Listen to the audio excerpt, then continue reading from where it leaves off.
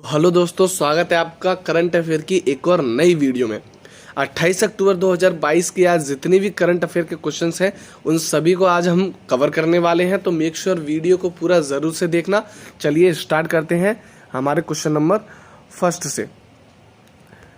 हमारा question number first कहता है कि हाल ही में किसे भारतीय स्पर्धा आयोग CCI का अध्यक्ष नियुक्त किया गया है। आपके सामने ऑप्शन दिए हुए हैं KS चौहान, आपके सामने ऑप्शन है रवि कुमार, तीसरा है संगीता वर्मा और चौथा है गीता परमार। तो इसका जो राइट आंसर है वो है संगीता वर्मा। CCI की जो स्थापना है वो 2002 के अधिनियम से 2009 में इसकी स्थापना हुई है। आपको याद रखना है कि जो इसकी स्थापना है वो 2002 में नहीं हुई बल्कि 2002 के अधिनियम से हुई है, और इसकी जो स्थापना है वो 2009 में हुई है। और इसी के साथ जो इसका हेड ऑफिस है वो दिल्ली में बना हुआ है। CCI का जो हेड ऑफिस है वो दिल्ली में बना हुआ है। तो मेक श्योर अब आपको यहाँ पर तीनों क्वेश्चन में आपको बता देता हूँ कि सबसे पहले तो कि प्रतिस्पर्धा आयोग CCI का अध्यक्ष जो कि है हमारी संगीता वर्मा, और दूसरा CCI की स्थापना हुई है 2009 में, लेकिन इसका जो अधिनियम है वो है 2002 का, और उसके बाद इसका जो हेड ऑफिस है वो दिल्ली में बना हुआ है। तो चारों क्वेश्चन आपके कवर हुए। अब हम चलते हैं हमारे क्वेश्चन नंबर 2 पर। क्वेश्चन नंबर 2 कहता है कि हाल ही में कहाँ से मैं भी सुभाष अभियान की शुरुआत की गई। आपके सामने ऑप्शन है गांधीनगर गुजरात, मध्य प्रदेश, कुछ नहीं है, मध्य प्रदेश, लेह लद्दाख, पानीपत हरियाणा। आपके सामने 4 ऑप्शन है और इसमें से जो इसका राइट आंसर है वो है लेह लद्दाख। मैं भी सुभाष चंद्र अभियान की जो शुरुआत है वो लेह लद्दाख से स्टार्ट हुई है। और इसी के साथ यहाँ पर 2 क्वेश्चन और दिए हुए हैं, जिसमें से पहला दिया हुआ है कि सुभाष चंद्र बोस का जन्म कब हुआ। तो उनका जन्म हुआ 23 जनवरी को, और 23 जनवरी को ही हम पराक्रम दिवस मनाते हैं सुभाष चंद्र जी की बोस की जयंती के रूप में। और उसके बाद जो सेकंड क्वेश्चन है वो दिया हुआ है कि लद्दाख का जो राजकीय पशु है वो कौन है। तो लद्दाख का जो राजकीय पशु है वो है हिम तेंदुआ, जिसको आप इंग्लिश में कहते हैं स्नो लियोपर्ड। तो यहाँ से भी 3 क्वेश्चन कवर हुए। पहला क्वेश्चन कि मैं भी सुभाष अभियान की जो शुरुआत है वो कहाँ से हुई, तो इसकी जो शुरुआत है वो लेह लद्दाख से हुई। दूसरा जो क्वेश्चन है वो ये है कि सुभाष चंद्र बोस जी की जयंती जो कि 23 जनवरी को मनाई जाती है उसको पराक्रम दिवस के रूप में मनाया जाता है। और तीसरा जो क्वेश्चन है वो ये दिया हुआ है कि लद्दाख का राजकीय पशु कौन है, जो कि है हिम तेंदुआ, जिसको इंग्लिश में कहते हैं स्नो लियोपर्ड। देन अब हम चलते हैं हमारे नेक्स्ट क्वेश्चन पर। नेक्स्ट क्वेश्चन हमारा कहता है कि हाल ही में international federation of film critics ने किसे सर्वकालीन सर्वश्रेष्ठ भारतीय फिल्म चुना गया है। आपके सामने ऑप्शन है पाथेर पांचाली, पुष्पा, 83 या RRR। तो इसका जो राइट आंसर है वो है पाथेर पंचाली। और इसी के साथ इसमें आपको एक क्वेश्चन और दिया गया है कि 53वां जो दादा साहेब फाल्के पुरस्कार है वो किसको मिला है। तो 53वां जो दादा साहेब फाल्के पुरस्कार है जो कि फिल्म के क्षेत्र में दिया जाता है वो आशा पारेख को मिला हुआ है, जो कि 2022 में लेटेस्ट क्वेश्चन है। और इसी के साथ मैं आपसे एक और क्वेश्चन पूछता हूँ कि 52वां जो दादा साहेब फाल्के पुरस्कार है वो किस एक्टर को मिला है। आपको कमेंट बॉक्स में कमेंट करना है। अब हम चलते हैं हमारे नेक्स्ट क्वेश्चन पर।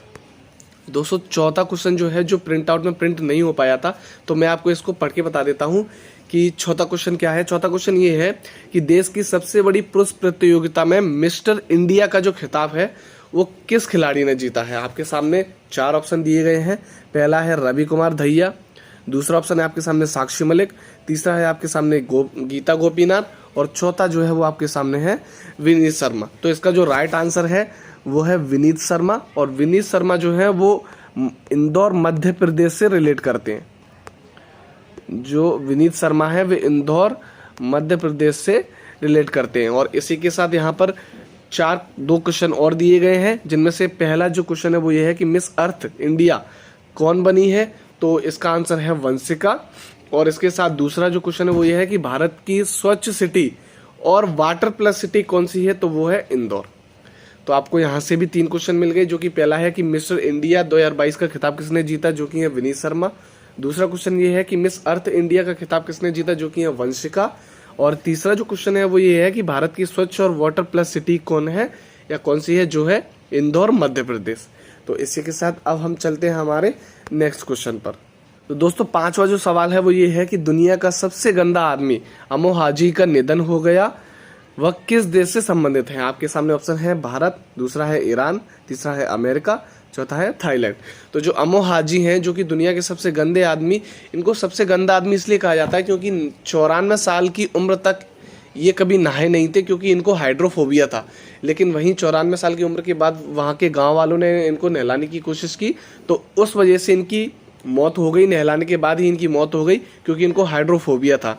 तो जो रहने वाले थे वो थे ईरान के। और इसी के साथ आपके लिए 2 क्वेश्चन और हैं, जो कि जिसमें से पहला क्वेश्चन है कि ईरान की नई मुद्रा जो कि हाल ही में हुई है वो है टोमान, और दूसरा ये है कि ईरान की जो राजधानी है वो है तेहरान। आप देख ही सकते हैं कि ईरान की जो राजधानी है वो है तेहरान। तो 3 क्वेश्चन यहाँ से भी बने। पहला, अमो हाजी का निधन हो गया, ये किस देश से संबंधित थे, तो ये थे आपके ईरान से। और दूसरा क्वेश्चन, ईरान की नई मुद्रा का नाम क्या है, ये है टोमान। और तीसरा जो नया क्वेश्चन है वो ये है कि ईरान की राजधानी तेहरान है। अब हम चलते हैं हमारे नेक्स्ट क्वेश्चन पर। दोस्तों नेक्स्ट क्वेश्चन जो है वो ये कहता है कि प्रतिवर्ष विश्व पोलियो दिवस कब मनाया जाता है। आपके सामने ऑप्शन है 23 अक्टूबर को, 24 अक्टूबर को, 25 अक्टूबर को या 26 अक्टूबर को। तो इसका जो राइट आंसर है वो है 24 अक्टूबर को। और 24 अक्टूबर को क्यों मनाया जाता है, क्योंकि जो जोनास सॉल्फ हैं, जिन्होंने पोलियो वैक्सीन का निर्माण किया है, उनका जन्मदिन आता है 24 अक्टूबर को। इसलिए प्रतिवर्ष जो पोलियो दिवस है वो 24 अक्टूबर को मनाया जाता है। और भारत जो पोलियो मुक्त कब हुआ है, इसका जो आंसर है वो है 2014। तो आपके लिए यहाँ पर भी 3 क्वेश्चन है। सबसे पहला कि प्रतिवर्ष विश्व पोलियो दिवस कब मनाया जाता है, जो कि आपका 24 अक्टूबर को। 24 अक्टूबर को क्यों मनाया जाता है, क्योंकि पोलियो वैक्सीन का जो निर्माण है वो जोनास सॉल्फ ने किया था, जिनका जन्म 24 अक्टूबर को हुआ था। इसलिए प्रतिवर्ष विश्व पोलियो दिवस 24 अक्टूबर को मनाया जाता है। उसके बाद भारत पोलियो मुक्त कब हुआ, तो ये भारत पोलियो मुक्त 2014 में हुआ। अब हम चलते हैं हमारे नेक्स्ट क्वेश्चन पर।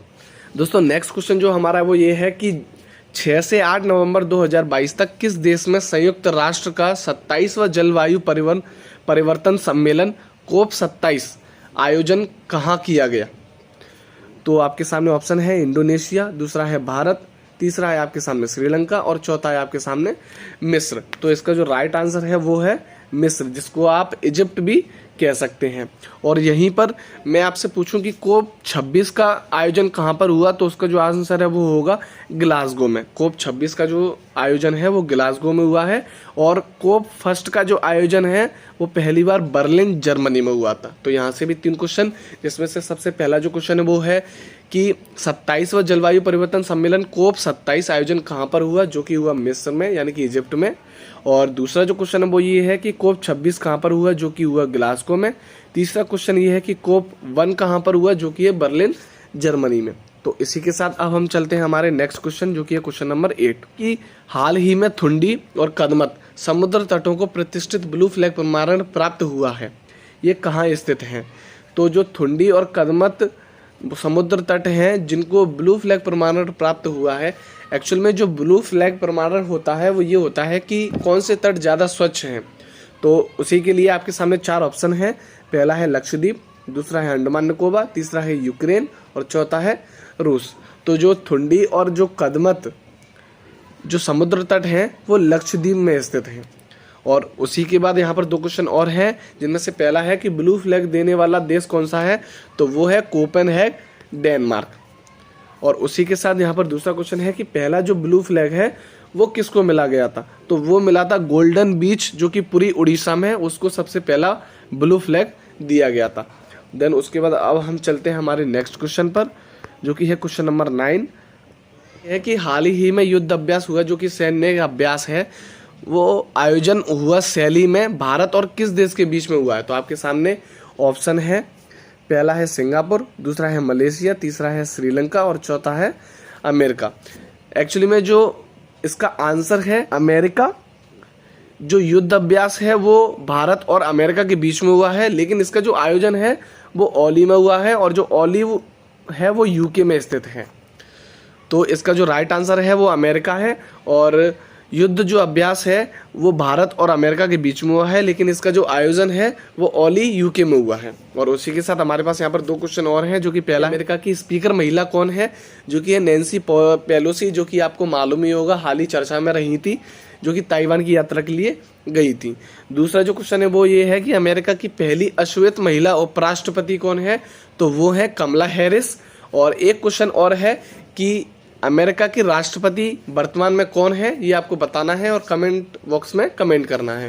देन अब हम चलते हैं हमारे नेक्स्ट क्वेश्चन पर। नेक्स्ट क्वेश्चन हमारा है 10, जो कि लास्ट क्वेश्चन है कि चर्चा में रही नेरल मैराथन टॉय ट्रेन किस राज्य में संचालन की जा रही है। आपके सामने 4 ऑप्शन है, उत्तर प्रदेश, दूसरा है गुजरात, तीसरा है छत्तीसगढ़ और चौथा है महाराष्ट्र। तो इसका जो आयोजन है वो महाराष्ट्र में किया जा रहा है। और उसके साथ ही यहाँ पर 2 क्वेश्चन और हैं, इसमें से पहला है कि भारत की पहली अंडर वाटर मेट्रो ट्रेन कहाँ पर हुई, जो कि है कोलकाता में। और दूसरा जो क्वेश्चन है वो ये है कि पहली ड्राइवर रहित जो मेट्रो है वो कहाँ पर संचालित हुई है, वो है दिल्ली में। और इसी के साथ आज के आपके जो 10 क्वेश्चन है वो कंप्लीट हुए। और उसके बाद यहाँ पर कुछ महत्वपूर्ण क्वेश्चन दिए हुए हैं आज के, जिनका आंसर आपको कमेंट बॉक्स में देना है। पहला क्वेश्चन है आपके लिए कि मित्र शक्ति जो युद्ध अभ्यास है वो किन 2 देशों के बीच होता है। और दूसरा जो क्वेश्चन है वो ये है आपके लिए कि अनुच्छेद जो 44 है, जो कि समान सिविल संहिता से संबंधित है, वो किस राज्य में लागू है। और उसके बाद आपके जो 10 क्वेश्चन थे उनकी आपको यहाँ पर आंसर शीट मिल जाएगी। और उसी के साथ वीडियो अच्छी लगी हो तो वीडियो को लाइक शेयर कमेंट जरूर करना। और रोज करंट अफेयर पढ़ने के लिए चैनल को सब्सक्राइब जरूर से करना। मिलते हैं नेक्स्ट वीडियो के साथ, तब तक के लिए जय हिंद।